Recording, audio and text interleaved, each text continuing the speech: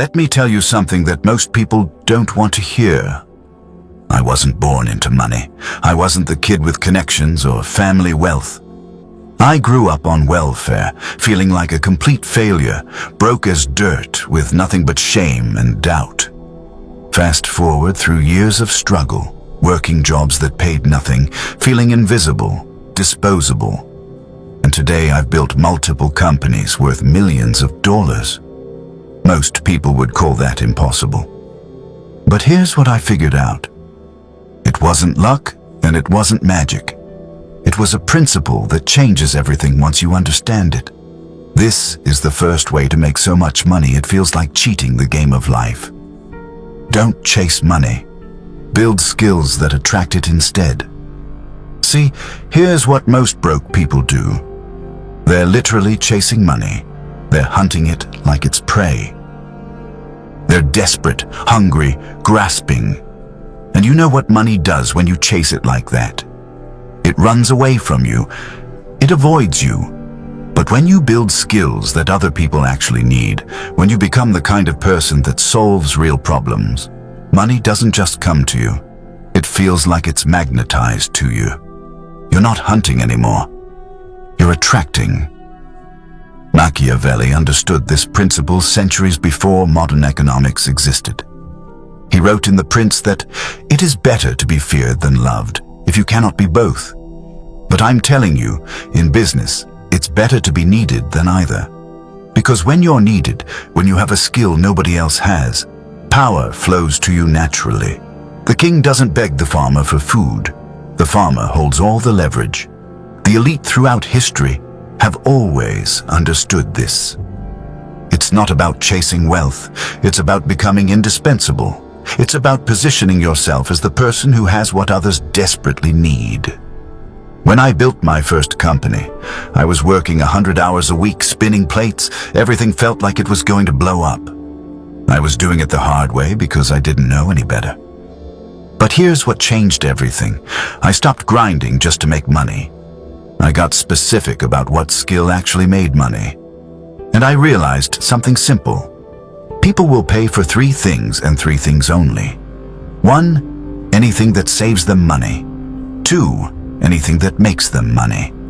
3, anything that saves them time. That's it.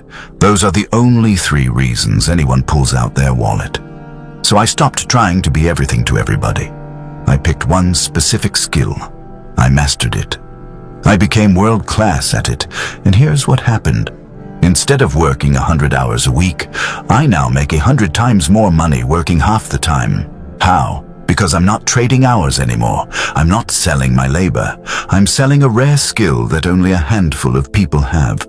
That's the difference between being broke and being wealthy.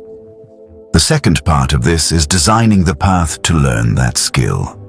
Most people think skill development is some mysterious thing that happens randomly. It's not. You can engineer your own education. I use AI now. I'll ask it to build me a detailed 12-week course on whatever skill I need to master. I tell it exactly what I want. Links to the best YouTube videos, 1 hour a day, a structured curriculum, everything laid out so I'm not wasting time figuring out where to start. The point is this. Thousands of people before you have already solved this problem. It's documented, it's crystallized, it's presented to you in simple format. If it's not simple enough, you make it simpler. Then you execute. You learn it. You actually do the work. And this is where most people fail. They know what to do, but they won't do it because they think it's going to be hard. And they're right. It will be hard. That's exactly why it's valuable. Nothing valuable has ever come easy. If you could buy mastery at any skill for money, then it wouldn't be worth anything. It wouldn't be rare. The fact that it takes time, dedication, and relentless focus, that's what makes it valuable. That's what makes you valuable. The third step is mastery, not dabbling, not being interested. Real, demonstrated mastery. The top people you want to work with, the clients who pay real money, the collaborators who elevate you, they only work with people who've decided to become the best in the world at what they do. They don't want amateurs. They want specialists. They want people who have gone so deep into their craft that they can't be replicated. So here's what I want you to ask yourself right now. What specific skill can you develop that will make someone money, save them money, or save them time? Not 10 skills. 1. Pick it. Then design the path to master it. Then do the work, no matter how long it takes. Because once you do, you won't be chasing money anymore. You'll be attracting it. Before we move to the next principle, I need you to comment one word. What skill do you want to attract wealth with? What's the one thing you're going to master? Comment it and join the growing community of those who refuse to stay broke and get rich quietly. This is where real builders start. Now that you understand how to build skills that attract wealth, we need to talk about the second way to make so much money it feels like cheating. And this is where most skilled people stay broke forever. They build incredible abilities, master their craft, become genuinely valuable, and then they do something stupid. They sell their time. This is where the trap is. You've got the skill now. You can do things that other people can't do. You're rare. You're valuable.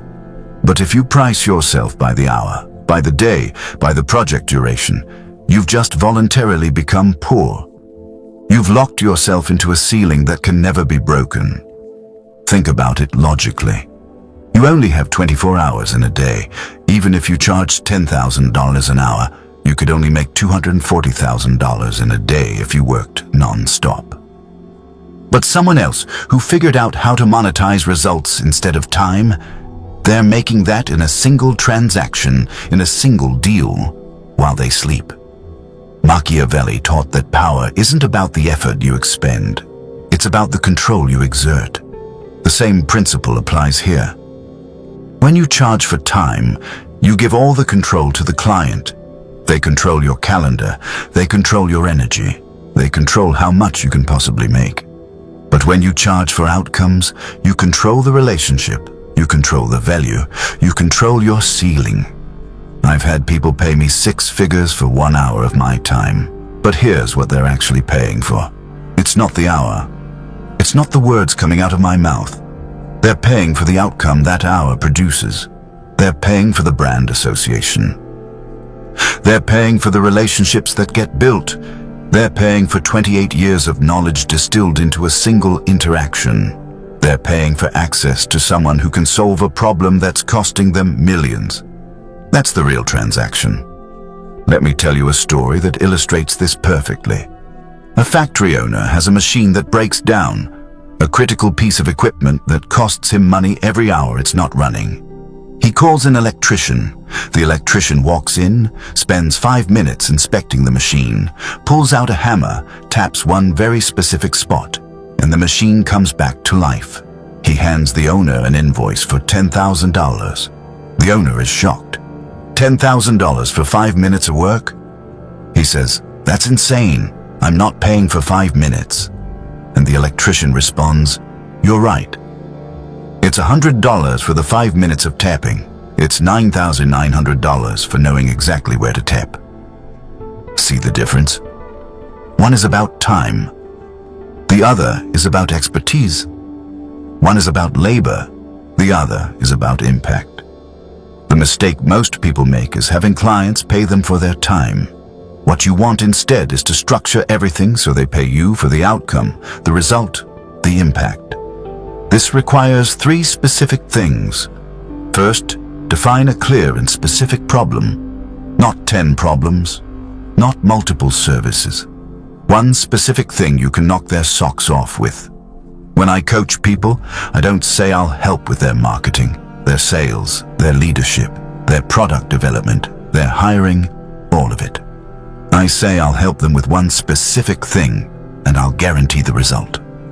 The second is design a process that actually guarantees the outcome. Before I ever work with someone, I've already built a system. I've already asked myself, if they only follow these specific steps, will they get results? And the answer is yes. That's non-negotiable. If you were only paid when your client got the result, how would you design your process differently? That's the question to ask yourself. The third is sell value, not price. Value isn't the cost. Value is how fast you can get them results. Value is the impact you can create. Value is the experience of working with you. Value is what hiring you tells them about themselves. Value is subjective to each buyer. But here's the secret. You as the seller can strategically position yourself to increase that perceived value. See, the wealthy have always known this. The elite throughout history didn't get rich by trading hours. The kings didn't pay the architect by the day.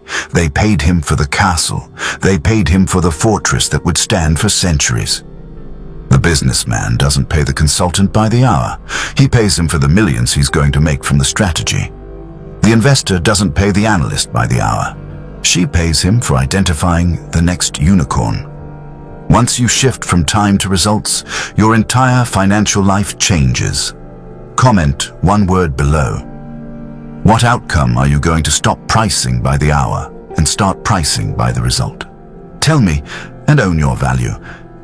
Let me introduce you to the third way to make so much money it feels like cheating. And this one separates the people who actually build wealth from the people who just get lucky one time. Cash flow is infinitely more important than cash piles. This is the principle that most people get backwards, and it costs them everything. I know a lot of people who made money during the crypto boom. They bought when it was cheap, watched the price go up, got excited, told everyone about their fortune, then watched it crash and felt devastated. Then it went back up and they felt rich again. Then it crashed again. You see the pattern? They created a cash pile that they thought would make them happy, but instead they became a prisoner of their own creation. They're terrified to spend it because they don't know what it's really worth tomorrow. They haven't figured out how to develop the actual skill to be rich. They got lucky once, and now they're dependent on luck happening again. That's not wealth, that's gambling. Here's what Machiavelli understood. Power isn't something you possess once and keep forever. Power is something you must continuously reproduce. It's a flow, not a destination. The same is true with money. Making money is actually quite easy. I've proven that. But keeping it, building it, that requires a different skill entirely. It's not about how much you made in one moment in time. It's about how consistently you can make it month after month, year after year. If someone took everything away from me tomorrow, I could rebuild it. Why? Because I've developed the skills to generate cash flow. I'm not dependent on a single windfall. I'm not a prisoner of a pile. I'm a creator of flows. This is why the business model you choose matters so much. A lot of people chase that one big transaction. They want to make $50,000 on a single sale or $100,000 on a product launch. I understand the appeal. Sometimes you need that to fund your business. But if you actually think like the wealthy think, like the billionaires think, you understand that recurring revenue is worth 10 times more than a one-time payment. Why? Predictability. If I know I'm making $50,000 a month from subscriptions, I can predictably hire people. I can predictably invest in growth. I can predictably plan my life. I can predictably save money knowing what's coming in. That's leverage. That's security.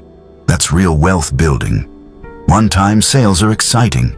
Recurring revenue is what builds empires. I learned this at the very beginning when I was building software companies. I was young, broke, hungry, and I accidentally stumbled onto something that saved my life. I built businesses with subscription models. I didn't understand at the time why this was so powerful, but I understood it meant I got paid every month. Not once, every single month. And that forced me to think differently. It forced me to build real value. It forced me to create systems that lasted. Because if my customers left, my income went away.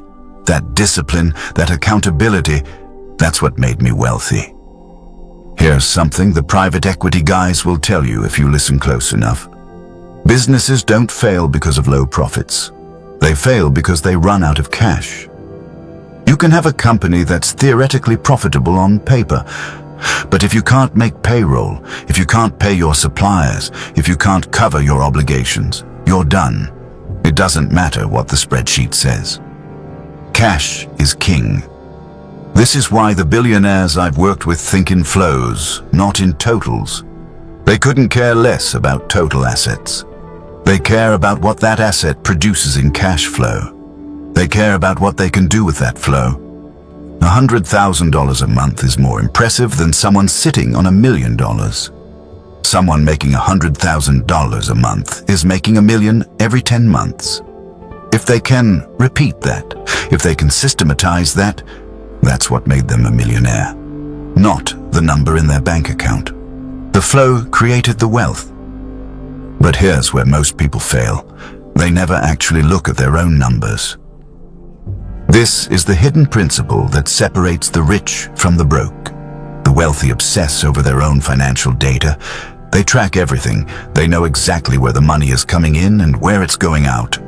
I get a daily cash email for every company I own. Subject line tells me the cash position. I know my personal finances like I know my own heartbeat. I track it all. Revenue, expenses, profit margin, cash position, everything. Most people? They don't even know how much money they made last month. They couldn't tell you their trends. They don't know their own numbers, and that's exactly why they stay broke. If you want to make so much money it feels like cheating, you have to own your numbers. First, check your bank account daily. Log in every single day. Look at the numbers. Look at your credit card statements. Know your cash position. Get a pulse on what's actually happening. Second, establish weekly money pillars. I measure myself every Friday on my money score. 1 out of 10. How did I do? Did I make money? Did I save money? Did I do strategic planning? Did I look at deals? I score myself, and if I'm at a 4 or 5, I pick one thing to improve. Third, do a monthly profit and loss statement for your own personal finances. It's not complicated. Google a template, put the numbers in, honor the process, count your own money. This is how you get rich. And here's the final piece of this principle. Stop comparing your chapter 3 to someone else's chapter 13. You'll see someone online making more than you and think they're further ahead. But you don't know how many years they've been building. You don't know what chapter they're in their journey. You're comparing your beginning to their middle or their end. It's a losing game. The only person you should be competing with is yourself yesterday. The only numbers that matter are your numbers, not theirs. Comment one word. Are you tracking your cash flow or ignoring it? Be honest with yourself. Now, we arrive at the fifth and final way to make so much money it feels like cheating the game of life. And this is the principle that separates those who are actually wealthy from those who just look wealthy. Use money as a tool, not as the goal itself. This is where everything changes. This is where you actually win. I knew a man who owned a small business. He worked 6 days a week, sometimes 7. Every single day was grinding, working, serving customers, managing inventory, counting cash at night. He did this for decades. He accumulated a lot of money. He kept it hidden around his house, stashed in different places because he didn't trust banks. His son thought he was rich. He thought his dad was sitting on a fortune.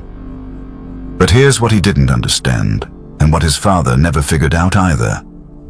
The money wasn't the point. The money was supposed to be a tool to buy freedom, and instead it had become a prison.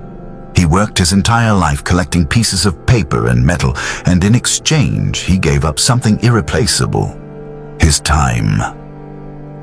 Machiavelli wrote about the difference between having power and using power. Most people confuse the two. They think having money is the same as having power. It's not. The real power is in how you deploy that money. The real wealth is in what that money buys you, and what it should buy you is simple: time, freedom, the ability to live on your terms instead of on someone else's schedule.